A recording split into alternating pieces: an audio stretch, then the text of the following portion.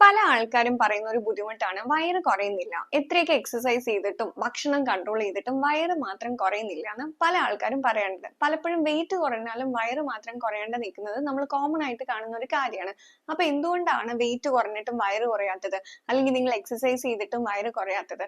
ഇതിന് കാരണമായിട്ട് നമ്മൾ ചെയ്യുന്ന ചില മിസ്റ്റേക്സ്, നമ്മുടെ ലൈഫ് സ്റ്റൈലിൽ ഉണ്ടാവുന്ന ചില മിസ്റ്റേക്സ് ഇതിലേക്ക് ഒരു പ്രധാന പങ്ക് വഹിക്കുന്നുണ്ട്.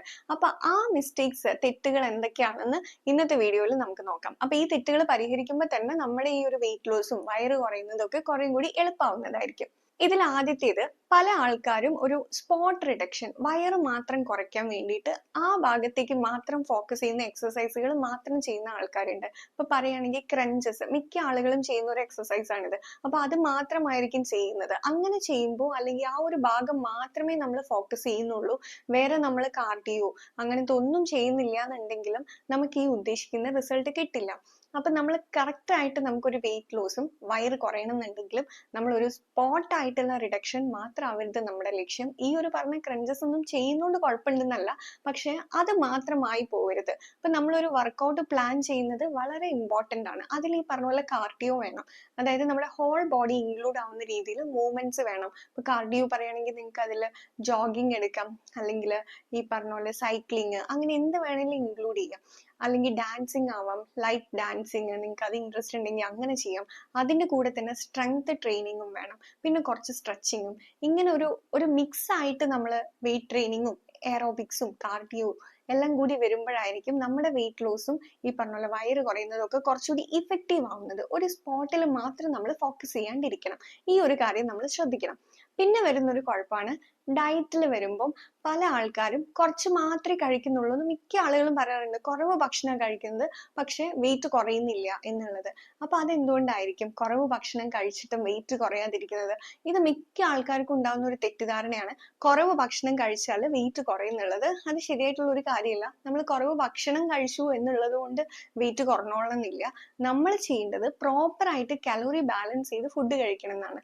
ഈ പറഞ്ഞ പോലെ കുറേ നാൾ കുറവ് ഭക്ഷണം കഴിച്ചിട്ട് കറക്റ്റ് ആയിട്ട് നമ്മൾ ഒരു കാലറിയിൽ അവർക്ക് ഭക്ഷണം കഴിക്കാൻ കൊടുക്കുമ്പോൾ പല ആളുകൾക്കും അത് ഫോളോ ചെയ്യാൻ പോലും പറ്റാറില്ല. അവർക്ക് അത് കഴിക്കുമ്പോൾ ഭയങ്കര ഹെവി ആയിട്ട് തോന്നുന്നു, ഇത്രയൊന്നും കഴിക്കാറില്ല, അതുകൊണ്ട് വിശപ്പ് തീരെ തോന്നുന്നില്ല എന്ന് പറഞ്ഞ് ഭയങ്കരമായിട്ട് ഗ്യാസ്ട്രിക് ദഹന സംബന്ധമായിട്ടുള്ള പ്രശ്നങ്ങളാണ്.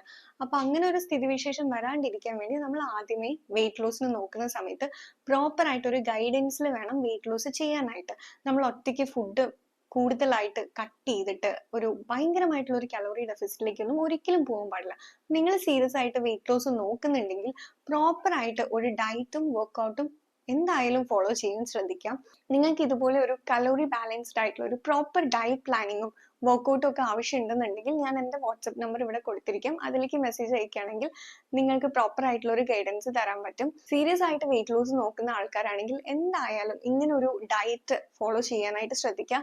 കാരണം നമ്മൾ കുറവ് ഭക്ഷണം കഴിക്കുമ്പോൾ നമ്മുടെ ശരീരത്തിലേക്ക് കിട്ടുന്ന പ്രോട്ടീന്റെ അളവും പലപ്പോഴും കുറയും. ആളുകൾ പറയും ചോറ് കുറവാ കഴിക്കുന്നത്, ചപ്പാത്തി കുറവാ കഴിക്കുന്നത്, രാവിലെ പലപ്പോഴും പലരും ഒന്നും കഴിക്കാറേ ഇല്ല, ബ്രേക്ക്ഫാസ്റ്റ് ഒക്കെ സ്കിപ്പ് ചെയ്തിട്ടാണ് പോകുന്നത്. അപ്പൊ ഇതൊന്നും ഹെൽത്തി ആയിട്ടുള്ള ഒരു രീതിയല്ല. ചോറ് കുറവ് കഴിക്കുന്നത് ഓക്കെ, പക്ഷെ ഈ കുറവെന്ന് പറയുന്നതിന് ഒരളവ് വേണം. ഇതിനൊക്കെ ഒരു കൃത്യമായിട്ടുള്ള ഒരു അളവ് വേണം എന്നുള്ളതാണ്. ഈ ഒരു ഓരോരുത്തരുടെ ശരീരത്തിന് ആവശ്യമായിട്ടുള്ള പ്രോട്ടീൻ ഒക്കെ വ്യത്യാസമാണ്. അപ്പൊ ആ ഒരു അളവിൽ നമ്മുടെ ശരീരത്തിന് കറക്റ്റ് ആയിട്ട് പ്രോട്ടീൻ ഒക്കെ കിട്ടിയാൽ മാത്രമേ നമ്മുടെ ഈ വെയിറ്റ് ലോസ് നല്ല രീതിയിൽ നടക്കുള്ളൂ. അല്ലെങ്കിൽ എന്തുണ്ടാവും വിചാരിച്ചാൽ ആവശ്യത്തിന് പ്രോട്ടീൻ ശരീരത്തിലേക്ക് കിട്ടില്ല. നിങ്ങൾ എങ്ങനെയൊക്കെയോ കുറെ ഡയറ്റ് നിങ്ങളായിട്ട് ചെയ്തു, കാര്യമായിട്ടുള്ള വെയിറ്റ് ലോസ് ഉണ്ടായി ചിലപ്പോൾ 1-2 മാസം കൊണ്ട്. പക്ഷെ അടുത്ത് തന്നെ ഒരു 3-4 മാസം കഴിയുമ്പോഴേക്കും പല സൈഡ് എഫക്ട്സ് ആയിട്ട് വരും. കൂടുതലായിട്ട് മുടി കൊഴിയുന്നു, ഭയങ്കര ക്ഷീണം അനുഭവിക്കുന്നു, ജോയിന്റിലൊക്കെ പെയിൻ വരാൻ തുടങ്ങി എന്ന് പറഞ്ഞിട്ട് ഒരുപാട് പ്രശ്നങ്ങൾ.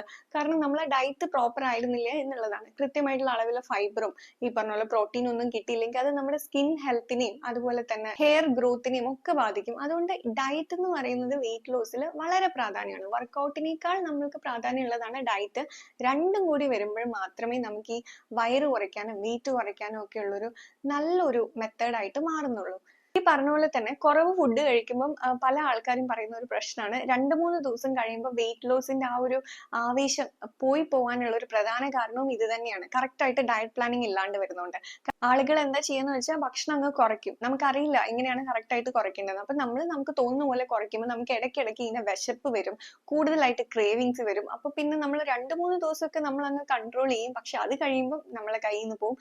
നമുക്ക് തോന്നുന്നതൊക്കെ എടുത്ത് കഴിക്കാൻ തുടങ്ങും. അപ്പൊ പിന്നെയും വെയിറ്റ് ഗെയിനിലേക്ക് പോകും. അപ്പൊ ഈ ഒരു സൈക്കിൾ പലപ്പോഴും റിപ്പീറ്റ് ആയിട്ട് പോയിക്കൊണ്ടിരിക്കും. ഇതിനൊരു പ്രധാന കാരണം കൃത്യമായിട്ടുള്ള അളവിൽ ഫൈബറും പ്രോട്ടീനും ഒന്നും നമ്മളെ ഡയറ്റിൽ വരാണ്ടിരിക്കുമ്പോഴാണ് നമുക്ക് ഇങ്ങനെ ഒരു ഇടയ്ക്കിടയ്ക്ക് ക്രേവിങ്സ് വരുന്നത്. ക്രേവിങ്സ് വരാൻ പിന്നെയും കാരണങ്ങളുണ്ട് കേട്ടോ. നിങ്ങളെ സ്ലീപ്പ് കറക്റ്റ് അല്ലെങ്കിൽ കൂടുതലായിട്ട് സ്ട്രെസ് വരുമ്പോഴൊക്കെ അതും കാരണമാണ്. അത് നമുക്ക് ഇനി അങ്ങോട്ട് ചർച്ച ചെയ്യാം. പിന്നെ നമ്മൾ പറഞ്ഞ മൂന്നാമത്തെ കാരണം എന്ന് പറയുന്നത് ഈ പറഞ്ഞ സ്ട്രെസ് തന്നെയാണ്. കൂടുതലായിട്ട് സ്ട്രെസ്ഡ് ആവുക. സ്ട്രെസ് ആവാൻ നമുക്ക് പല കാരണങ്ങളാണ്. ചിലർക്ക് വർക്കിൽ ഉണ്ടാവുന്ന സ്ട്രെസ് ആയിരിക്കും. പക്ഷെ മറ്റു ചിലർക്ക് ഈ വെയിറ്റ് കൂടുന്നത് കൊണ്ട് തന്നെ ഒരു സ്ട്രെസ് വരാം. ഞാൻ എന്താ പെട്ടെന്ന് ഇങ്ങനെ, ഒരു 5 വർഷം മുന്നേ എന്റെ വെയിറ്റ് ഇതായിരുന്നില്ല, അതിനേക്കാൾ ഇപ്പൊ ഞാൻ ഒരു 10 കിലോ കൂടിയല്ലോ, പ്രത്യേകിച്ച് കാരണമൊന്നും ഇല്ലാണ്ട്. അപ്പൊ ഒരു കാര്യത്തില് നമ്മള് സ്ത്രീകളുടെ ഒരു 30 വയസ്സ് ആ ഒരു സമയത്ത് നമ്മുടെ ബോഡിയിൽ ഒരുപാട് ഹോർമോണൽ ചേഞ്ചസ് ഉണ്ടാവും. ആ സമയത്ത് നമുക്ക് ഈ നാച്ചുറൽ ആയിട്ട് വെയിറ്റ് വേരിയേഷൻസ് വരും. നമ്മൾ പ്രോപ്പർ ആയിട്ട് ഡയറ്റും എക്സസൈസ് ഒന്നും ചെയ്തില്ല, നമ്മുടെ ലൈഫ് സ്റ്റൈലൊക്കെ സെഡൻഡറി ആണെങ്കിൽ വെയിറ്റ് വേരിയേഷൻ വരാനൊക്കെയുള്ള സാധ്യത കൂടുതലാണ്. അപ്പോൾ നമുക്ക് ഇതുപോലുള്ള ഈ ഒരു സ്ട്രെസ് തോന്നി തുടങ്ങാനും സാധ്യത കൂടുതലാണ്. അപ്പൊ അത് നമ്മൾ മനസ്സിലാക്കുക. ഇത് ഇങ്ങനെയൊക്കെ തന്നെയാണ് കാര്യങ്ങൾ. നമുക്ക് ചെയ്യാൻ പറ്റുന്നതെന്ന് പറഞ്ഞാൽ പ്രോപ്പർ ആയിട്ട് ഡയറ്റും വർക്ക്ഔട്ട് ഒക്കെ ചെയ്ത് ഇത് മാനേജ് ചെയ്ത് പോകാൻ പറ്റുന്നുള്ള ഒരു ധാരണ നമ്മൾ ഉണ്ടാക്കി വെക്കുക എന്നുള്ളതാണ്. പിന്നെ കാരണം പലരും ബോഡി ഷെയിം ചെയ്യുന്നത്, ഇപ്പൊ കമന്റ് ബോക്സിലും പലരും പറയാറുണ്ട് ഭയങ്കരമായിട്ട് ബോഡി ഷെയിമിങ് നേരിടുന്നുണ്ട് വെയിറ്റ് കൂടുന്നത് കൊണ്ട് എന്നുള്ളത്. അപ്പൊ ആക്ച്വലി നമ്മൾ ഒരിക്കലും മറ്റുള്ള ഒരാൾ പറഞ്ഞതുകൊണ്ട് നമ്മൾ വെയിറ്റ് കുറയ്ക്കണം എന്ന് വിചാരിച്ച് നമ്മൾ തുടങ്ങുകയാണെങ്കിൽ നമുക്കത് അധികം നാൾ കൊണ്ടുപോകാൻ പറ്റില്ല. കാരണം നമ്മുടെ ഒരു ആഗ്രഹം നമുക്ക് ഉള്ളിൽ നിന്ന് തന്നെ എനിക്ക് എന്തായാലും വെയിറ്റ് കുറയ്ക്കണം, ഞാൻ ചെയ്യുന്ന എന്റെ ആരോഗ്യത്തിന് വേണ്ടിയാണെന്നുള്ള ഒരു ചിന്ത ഉണ്ടെങ്കിൽ മാത്രമേ നമുക്കിത് ഒരു ത്രൂ ഔട്ട് കുറെ അധികം നാളത്തേക്ക് ഇതുമായിട്ട് മുന്നോട്ട് പോകാൻ പറ്റുള്ളൂ. അല്ലെങ്കിൽ നമുക്കൊരു 2-3 ആഴ്ച കഴിയുമ്പോൾ നമ്മളുടെ ആ ഒരു താല്പര്യം കുറഞ്ഞുകൊണ്ടിരിക്കും. നമ്മൾ ശരിക്കും മനസ്സിലാക്കേണ്ടത്, നമ്മൾ ബോഡി പോസിറ്റിവിറ്റി ഒക്കെ പറയുകയാണെങ്കിൽ പോലും നമ്മളുടെ ഹെൽത്തിന് വേണ്ടിയിട്ട് നമ്മൾ കറക്റ്റ് ആയിട്ടുള്ളൊരു BMI മെയിൻറ്റെയിൻ ചെയ്ത് കൊണ്ടുപോവുകയാണ് ഏറ്റവും നല്ലത് എന്നുള്ളതാണ് നമ്മൾ ഇതിൽ മനസ്സിലാക്കേണ്ട കാര്യം. വെയിറ്റ് കൂടുന്ന സമയത്ത് ഒരുപാട് അസുഖങ്ങൾ വരാനുള്ള ഒരു സാധ്യതയാണ്. ഒരു മെഡിക്കൽ പോയിന്റ് ഓഫ് വ്യൂവിൽ നമ്മൾ വെയിറ്റ് കുറയ്ക്കണം എന്ന് പറയുന്നത് ആ ഒരു കാര്യം കൊണ്ടാണ്. നമുക്ക് ഒരുപാട് അസുഖങ്ങൾ വരും. ഇപ്പൊ ഞാൻ പറയുകയാണെങ്കിൽ നമ്മളുടെ ഈ ഒരു ഡയറ്റും വർക്കൗട്ടൊക്കെ ഫോളോ ചെയ്യുന്ന മിക്ക ആളുകളും പറയുന്ന ഒരു കാര്യമാണ് നടുവേദനയ്ക്ക് മാറ്റം വന്നു, മുട്ടുവേദനയ്ക്ക് കുറവുണ്ട്, ലൈഫ് സ്റ്റൈൽ തന്നെ, ക്വാളിറ്റി ഓഫ് ലൈഫ് തന്നെ ഇംപ്രൂവ് ആയി തുടങ്ങി എന്നുള്ളതാണ്. നമ്മൾ കറക്റ്റ് ആയിട്ട് ഡയറ്റും വർക്കൗട്ടൊക്കെ ചെയ്ത് തുടങ്ങുമ്പോൾ ഒരുപാട് അസുഖങ്ങൾ നമുക്ക് തടയാനും പറ്റും, ഒരുപാട് അസുഖങ്ങളിൽ നിന്ന് നമുക്കൊരു മുക്തി നേടാനും പറ്റും നമ്മൾ കറക്റ്റ് ആയിട്ട് വെയിറ്റ് മാത്രം മാനേജ് ചെയ്യുന്ന സമയത്ത്. പിന്നെ ഒരു പ്രശ്നം എന്ന് പറയുന്നത്, നമ്മൾ ഈ ഫിറ്റ്നസ് എന്ന് പറയുന്നത് പലപ്പോഴും പല ആളുകളും വിചാരിക്കുന്നത് ഇത് ഭയങ്കര കാശ് ചെലവുള്ള ഒരു കാര്യമാണ്, അതിലും എളുപ്പമാണ് മരുന്ന് വാങ്ങി കഴിക്കുക എന്നുള്ളതാണ്. ശരിയാണ്, മരുന്നിന് വില കുറവായിരിക്കും. ഇപ്പൊ ഒരു 100 രൂപ കൊണ്ട് ഒരു 3 ആഴ്ചത്തേക്ക് 4 ആഴ്ചത്തേക്കുള്ള മരുന്ന് കിട്ടുമായിരിക്കും. പക്ഷെ ഒരു ജിമ്മിലൊക്കെ ജോയിൻ ചെയ്യണമെങ്കിൽ ഒരു മാസം 2000 2500 രൂപയൊക്കെ വേണ്ടി വരും. പക്ഷെ അത് വെച്ച് നോക്കുമ്പോൾ നമ്മൾ ഈ മരുന്ന് തന്നെ കുറെ നാൾ കഴിക്കുമ്പോൾ പിന്നെ മരുന്നിന്റെ സൈഡ് എഫക്റ്റ് ആയി. ഇപ്പൊ ഷുഗറിനുള്ള മെഡിസിൻ തന്നെ ദീർഘകാലം കഴിക്കുന്നവർക്ക് ലിവറിന് പ്രശ്നങ്ങൾ കാണാറുണ്ട്. അപ്പൊ അതിന്റെ ഒരു സൈഡ് എഫക്റ്റ് കൊണ്ടാണ് അത് വരുന്നത്. അപ്പൊ ഇങ്ങനെ എല്ലാ മെഡിസിൻ കഴിക്കുമ്പോഴും ഓരോരോ സൈഡ് എഫക്റ്റ് ആയിട്ട് വേറെ പല അവയവങ്ങളിലും അസുഖങ്ങൾ കണ്ടു തുടങ്ങും.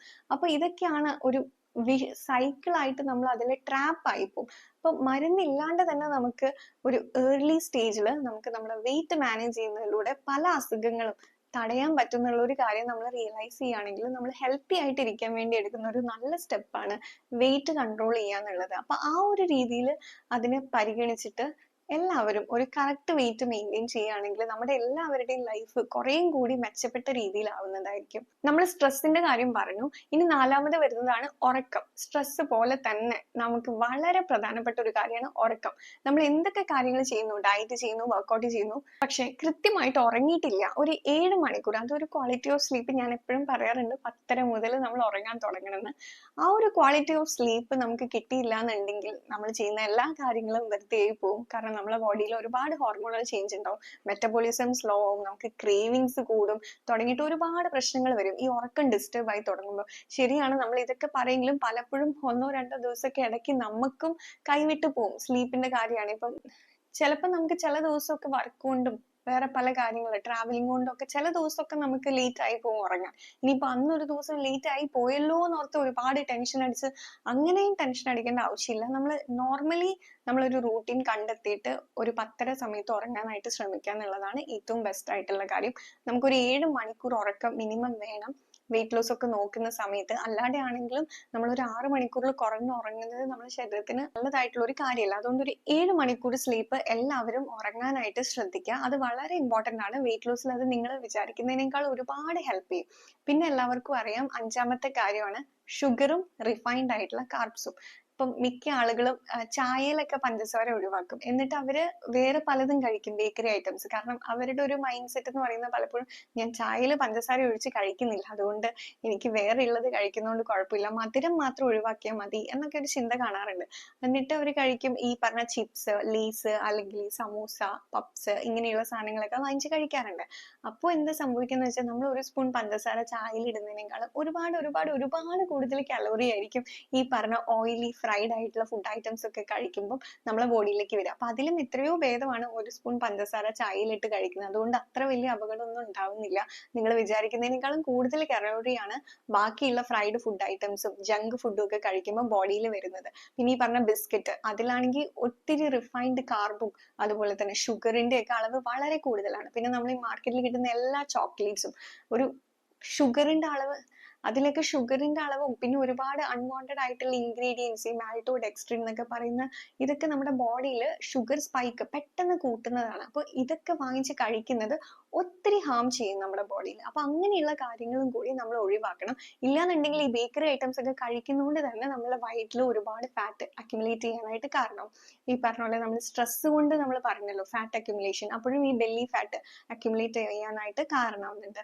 അപ്പം ഇതൊക്കെയാണ് ചില മിസ്റ്റേക്സ് നമ്മൾ വരുത്തുന്നത്. പിന്നെ നിങ്ങൾക്ക് അറിയാം വെള്ളത്തിന്റെ കാര്യം, ഒരു 2.5 ലിറ്റർ വെള്ളമെങ്കിലും ഒരു ദിവസം മിനിമം കുടിക്കാനായിട്ട് ശ്രദ്ധിക്കുക. വെള്ളം കുടിക്കുന്നത് വളരെ ഇമ്പോർട്ടന്റ് ആണ്. നമ്മുടെ ബോഡിക്ക് ടോക്സിൻസ് ഒക്കെ ഫ്ലഷ് ഔട്ട് ചെയ്യാനും വാട്ടർ വളരെ ഹെൽപ്പ് ചെയ്യും.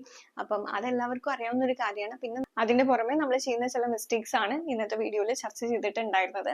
അപ്പം വീഡിയോ എല്ലാവർക്കും ഇഷ്ടപ്പെട്ടു എന്ന് വിചാരിക്കുന്നു. മറ്റൊരു വീഡിയോ ആയിട്ട് കാണാം. Thank you.